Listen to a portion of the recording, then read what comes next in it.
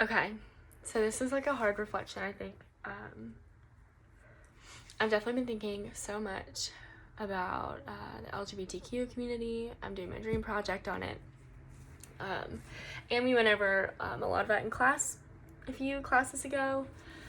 And as I shared with you, Dr. Bolton, in my I'm a Cultural Being paper, I do identify as a Christian, and it's hard for me to share. I think because of all the ways that I've learned that the church as an institution has like hurt people, it just stinks. And I am afraid to share that I am a Christian with people, because I'm scared that they will think that I also actively hurt people that are different than me, or that, especially like the gay community, like, or LGBTQ community, like, I don't know. I think I'm definitely personally wrestling with what is my truth. Ultimately, regardless of what Christianity says is right or not about homosexuality, like, I know that I'm called to like love people equally and love people fairly and fight for them, fight for their justice. And whether I think it's right or not, like, that's just something that I guess I have to wrestle with. But regardless, like, I know that like I don't want people in that community to feel like shamed and hurt by me. And so yeah, I think it's definitely been like, I guess, just like a hard thing to think about, because I am challenging beliefs that I've believed for so long, or I've believed one thing is right for so long and one thing is wrong. But now I'm really starting to question, like, what is right, what is wrong, and I don't know. It's just hard. I know that, like, people make so many mistakes, right? And, I don't know. I hope that,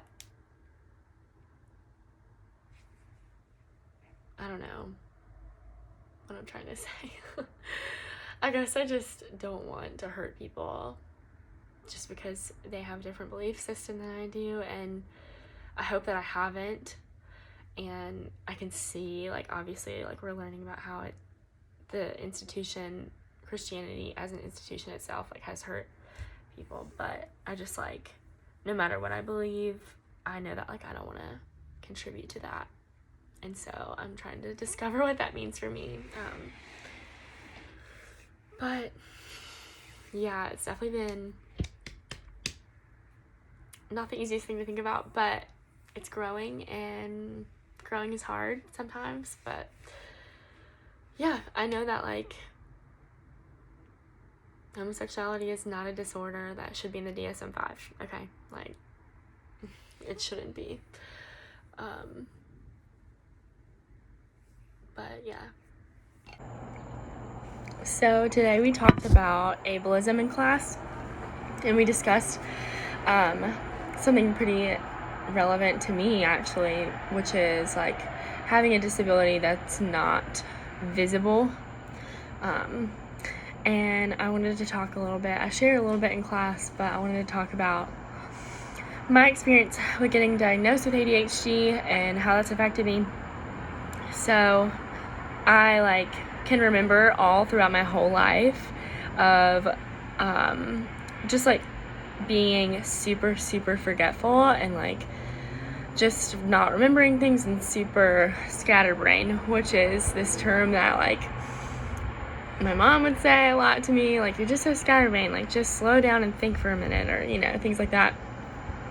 And so my whole life I just like kind of thought, oh, I'm just scatterbrained, you know, like I just am forgetful, or I'm, you know, like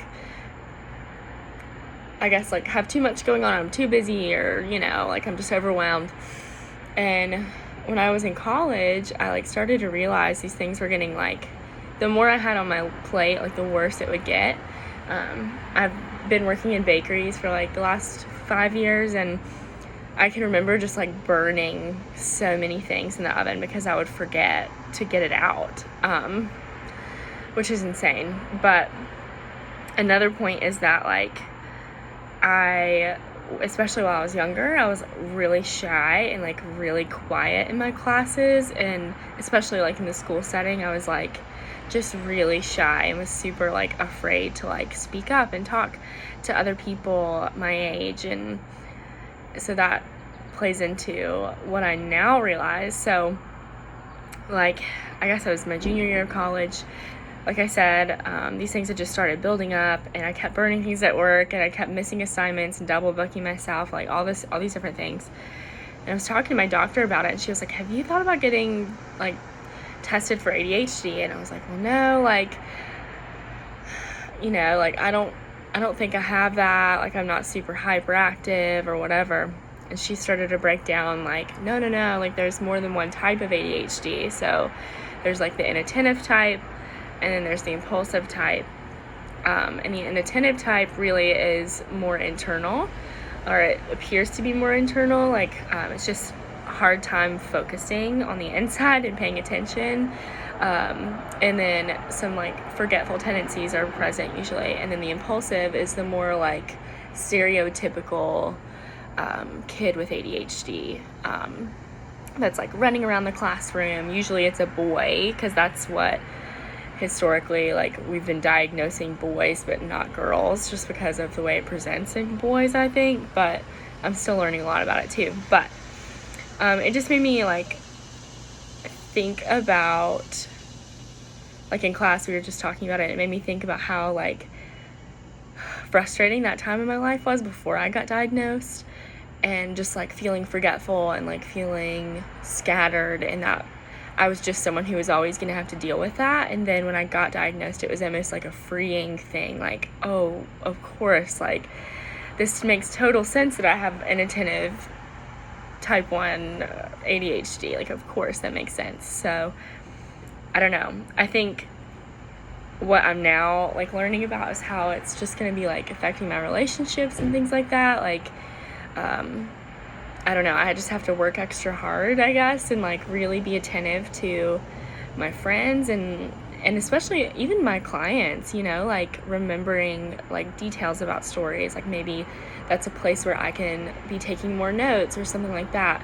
I also have been so thankful that I'm on medication. That helps a lot, but it just makes me think about, like, I don't know, like, having this internal struggle sometimes and not being seen as what I'm actually experiencing on the inside. So I want to make sure that I never make my clients feel like they aren't experiencing something when they are on the inside, if I don't perceive it on the outside, because I can personally relate to what that feels like. And so it was just a really, like, thought-provoking conversation, and I'm glad we talked about it, and I'm thankful for the space to be able to, like, reflect on my own situation and learn how my story can help other people too. So